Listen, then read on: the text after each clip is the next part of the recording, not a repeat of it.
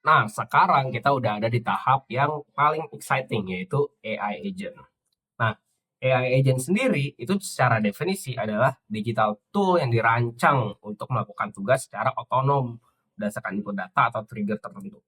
Banyak orang kira AI agent itu sama dengan automation tradisional atau AI automation. Nah, itu beda ya guys, beda banget. Nah, perbedaannya itu ada di tiga ini.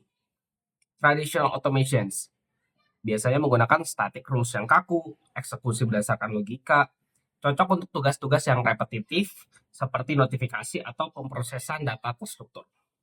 Ada AI workflow, itu enhancement-nya dari AI dari traditional automations. Jadi ini udah ada automations-nya nih. Kalau misalnya kalian lihat biasanya dulu tuh backend yang ada coding-codingnya itu automations. Nah, ditambahin dengan AI. Jadi enhancements dari traditional automation. Biasanya lebih fleksibel, bisa menangani pattern yang lebih kompleks, tetapi operasinya sama ya.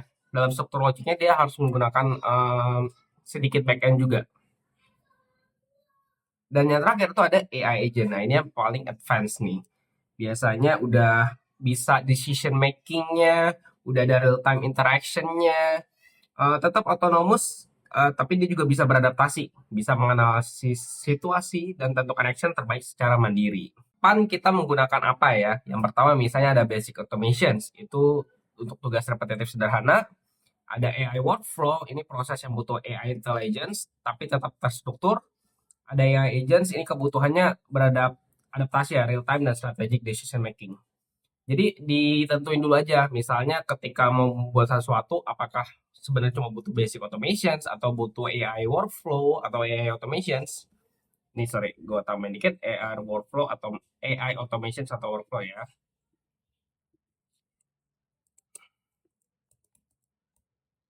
Automations atau workflow atau AI agent yang sebenarnya butuh untuk adaptif, butuh untuk decision making. Jadi itu. Nah, dari jenis-jenisnya juga dari basic hingga learning itu ada basic text agents. Ini biasanya cuma um, mengikuti aturan sederhana dan triggers. Ini bisa pakai basic automations, bisa pakai automations, juga bisa pakai AI agents. Ada memory based agent. Ini dia udah ada memorinya, jadi bisa mengingat interaksi masa lalu. Fungsinya juga untuk memperbaiki keputusan masa depan. Misalnya kayak kalau misalnya kalian chat GPT kan ada tuh kalian chat apa, terus dia bilang kayaknya yang sebelumnya salah. Nah, itu udah ada memorinya biasanya. Ada goal oriented agents. Ini adalah agents untuk yang mencapai tujuan spesifik. Misalnya strategi planning untuk hasil optimal, misalnya untuk chess AI, kalian bikin AI untuk main catur. Nah, dia akan menganalisa cara terbaik untuk menang.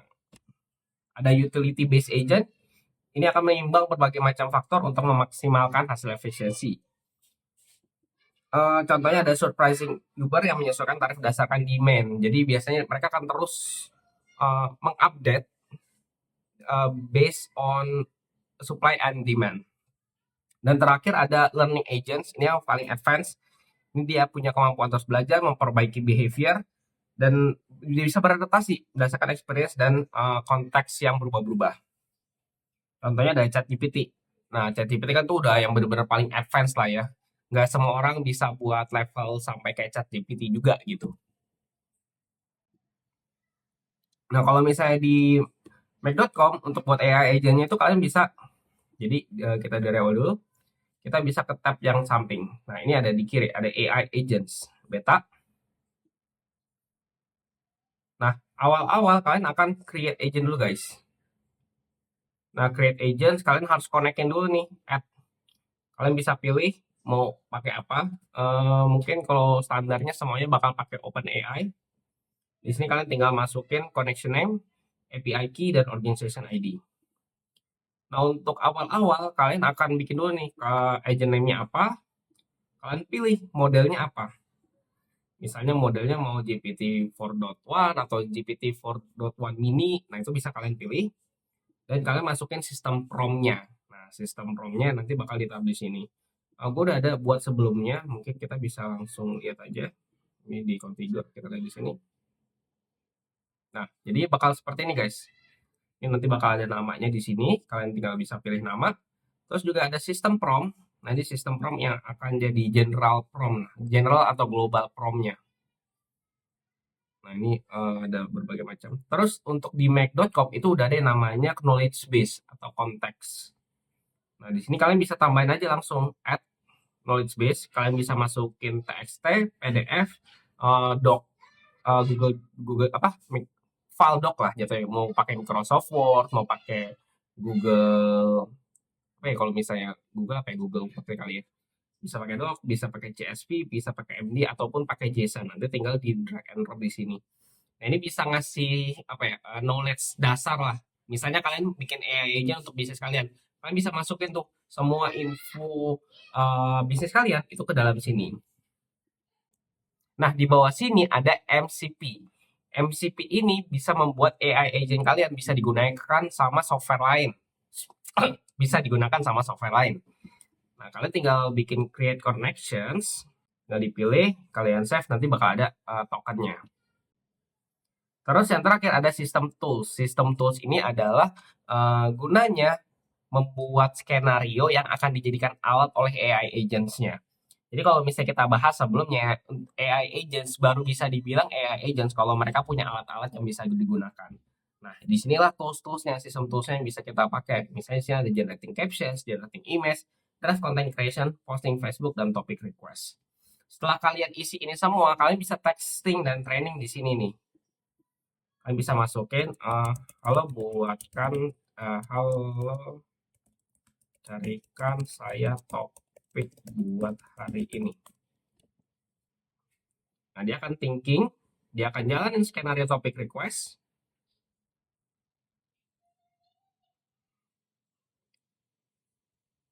Bakal agak makan waktu untuk ngejalanin progresnya. Udah. Dia masih thinking sebelum ngirim balik ke kita. Nah, berikut 5 topik terbaru yang bisa Anda pilih hari ini. Nah, ada artificial, startup fotorom, European.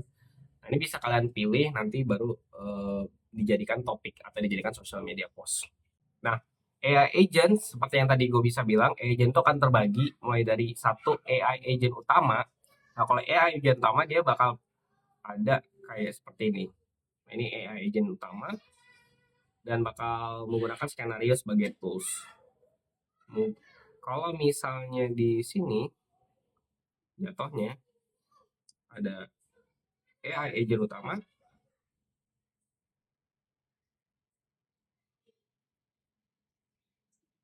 Nah, penampakannya kan seperti ini. Dan kalian tuh tinggal konekin aja. Jadi ketika sudah buat di tempat yang tadi, yang di luar, kalian akan tinggal pilih nih. Ada email konsultan agent atau social media manager. Ini akan udah otomatis mereka ke default tools yang bisa kita gunakan. Konteksnya juga udah bisa langsung digunakan. Ada thread ID, kalau misalnya kalian punya memori, itu bisa pakai thread ID. Itu akan disambungin dengan yang namanya data stores di sini. Nanti kita akan buat ya guys di prakteknya. Terus ada message-nya di sini. Nah, begitu untuk AI agents. Nah, dan tools-toolsnya kurang lebih sama ya. Di sini ada draft content creations.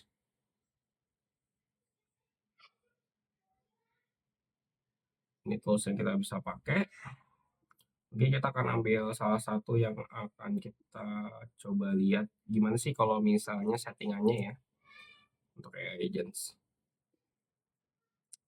Oke, hal pertama yang harus kalian perhatikan adalah ini, skenario input dan skenario output.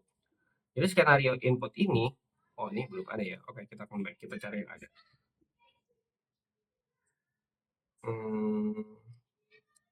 Topik request boleh deh.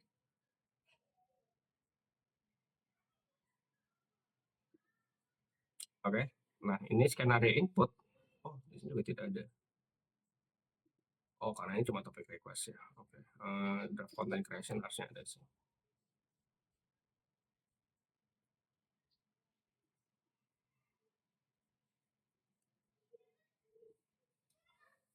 Oke, ini ada nih guys.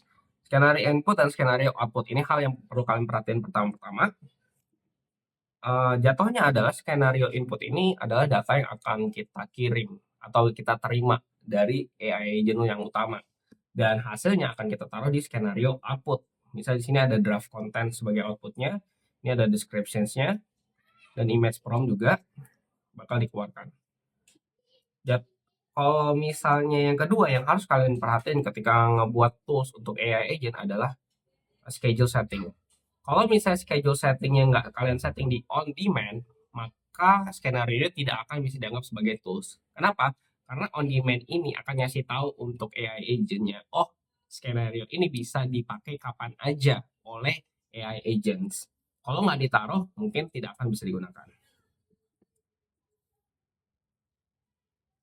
Kalau misalnya jatuhnya skenario input, itu bakal seperti apa tuh ditaruhnya skenario input dan skenario output? Skenario input itu kalian bisa jadi ketika kalian klik di text content seperti ini, kalian pilih yang paling ujung kanan, yang sampingnya tanda tanya di sini. Nah, jadi skenario inputnya akan nongol sebagai link underscore topic selections di sini, dan kalian bisa drag ini ke sini.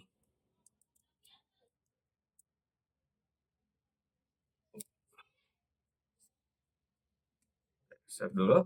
Nah, jadi link topic selections-nya setelah kita buat akan nongol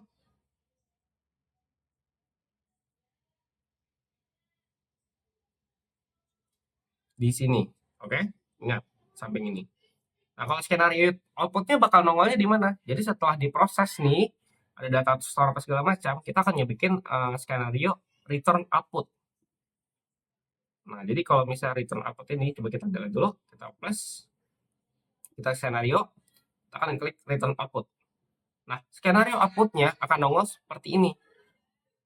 Tinggal kita masukin aja nih, ini draft content. Kita taruh draft content di sini, dan prompt di sini. Lalu kita save. Jadi jatuhnya untuk membuat skenario tools, ada beberapa hal yang perlu kalian perhatiin. Yang pertama adalah kalian setup dulu skenario input dan outputnya. Yang kedua, kalian setting sebagai on demand. Dan yang terakhir, pastikan kalian punya return output. Jadi ini untuk memberikan data kembali ke AI agentnya. Oke, teman-teman yang udah punya produk digitalnya bisa langsung lanjut ke materi selanjutnya. Buat teman-teman yang belum punya produk digitalnya, kalian bisa cek link di bawah. Di situ ada link ID-nya, kalian bisa beli produk digitalnya untuk dapetin materi lengkapnya. Dan untuk materi kali ini, kalian punya kesempatan untuk mengikuti kompetisi dan memenangkan hadiah sebesar 1,5 juta rupiah. Jadi teman-teman yang ingin mencoba, ingin belajar, dan belajarnya juga bisa ngikut kompetisi dan bisa punya chance untuk memenangkan hadiah, kalian bisa cek link di bawah. Oke, I'll see you in the next video.